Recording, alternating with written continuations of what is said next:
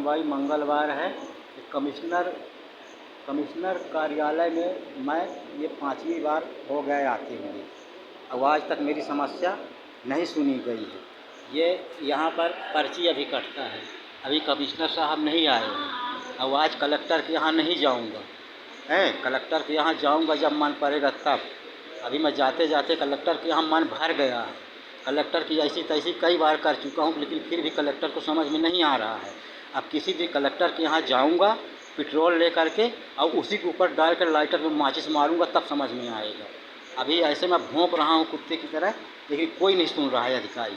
इतने जिलों में अधिकारी बने हुए हैं, अब मैं अब तक 15 से 20 हज़ार रुपये किराया भाड़ा फोटोकॉपी में खर्चा कर डाला है। नंबर नहीं दिए हैं भैया,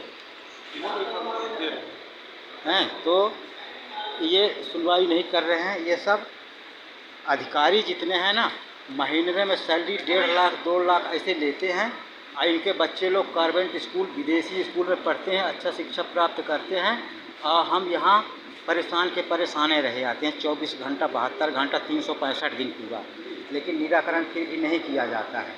तो आज मैं मैडम से पूछूंगा कि मैडम जी, ये जन सुनवाई जब कोई काम का नहीं है तो इसको काम को बंद कर दीजिए और पब्लिक को परेशान न किया जाए, क्योंकि पब्लिक आपके पास बहुत आशा लेकर के आती है और बहुत मुश्किल से आती है, और किराया भाड़ा नहीं रहता है तो आदमी आधा गली पैदल चल के और फिर आधा गली से बस पकड़ के आपके पास आता है।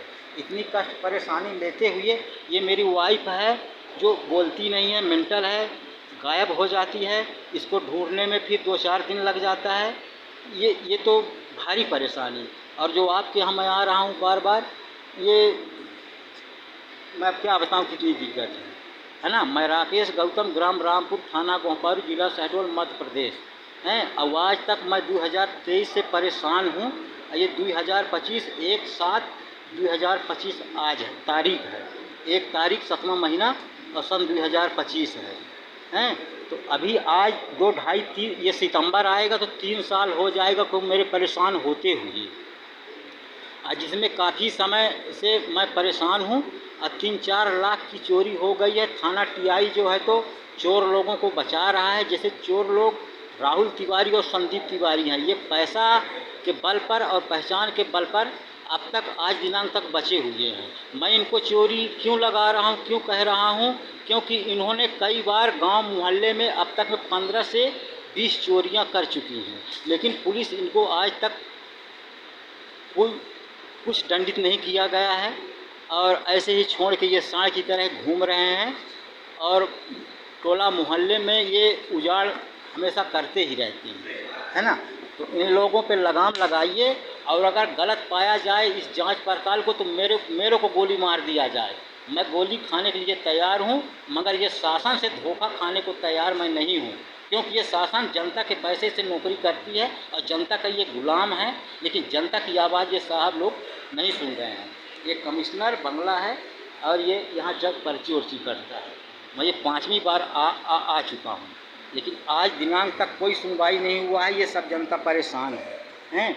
ये सब बैठी हुई है एकदम से आस लगाई कि कमिश्नर साहब आएंगे और हमारा न्याय निर्णय करेंगे, लेकिन कमिश्नर साहब तंदुरुस्त खा पी करके मस्त बुलंद होकर के एसी गाड़ी में चक्कर के आएंगे और घंटा 2 घंटा यहाँ टाइम पास करेंगे, झूठा मूठा आश्वासन देंगे, फिर अपने चले जाएँ।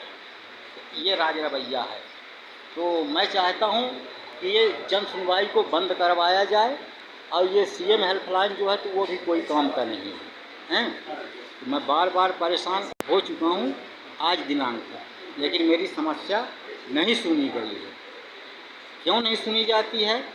पैसे और पहचान के वजह से। चोर लोगों का पहचान और पैसा है, तो टीआई मेरे को ही उल्टा बात करता है कि तुम गलत फंसा रहे हो, वो चोर नहीं हैं। पर्ची ले ले फिर बात करते हैं।